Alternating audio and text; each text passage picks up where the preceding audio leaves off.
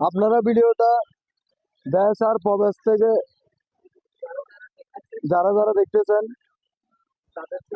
তাদের জন্য দোয়ার ভালোবাসা রইল নানুর পক্ষের থেকে। বলে হ্যাঁ, আসসালামু আলাইকুম রহমতুল্লাহ বারাকাতু। এই প্রবাসী বাবারা ভাইয়েরা, আপনাদের কাছে আমার অনুরোধ রইল। আমি একজন অসহায় নারী, আমার ছেলে স্বামী নেই, বাড়িঘর নাই। আপনাদের কাছে আমি একটা অনুরোধ রইল, আমি একটা ইলেকট্রিক গাড়ির জন্য বেশি কষ্ট করতেছি। আমার জন্য একটা ইলেকট্রিক গাড়ি যে সরকারি হোক আপনারা সাহায্য করে দিবেন। আপনারা বললে দোয়া কামনা রইল।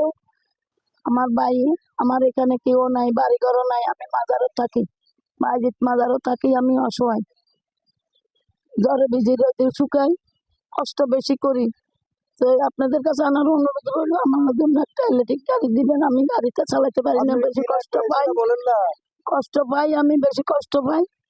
আমার একটা ইলেকট্রিক গাড়ির দরকার, হইলে আমি চলাফেরা করতে পারি। আমি পঙ্গু মানুষ। হ্যাঁ, আমাকে আপনারা কিছু সাহায্য করেন, কিছু কম সহযোগিতা করেন। কিছু নানির জন্য একটা বিকাশ নম্বর দেওয়া হবে, যে যতটুকু পারেন সাহায্য করবেন। আমরা এরকম কাজ চালিয়ে যাব, এরকম নানির পাশে থাকার জন্য চেষ্টা করব। আপনারা যারা যারা আছেন, আপনারা 10 টাকা 20 টাকা হোক, যারা যতটুকু পারেন হেল্প করবেন। আল্লাহ 1000 টাকা আয় করার সুযোগ করে দিবেন। নানি আর কিছু বলবেন? এখন বলছে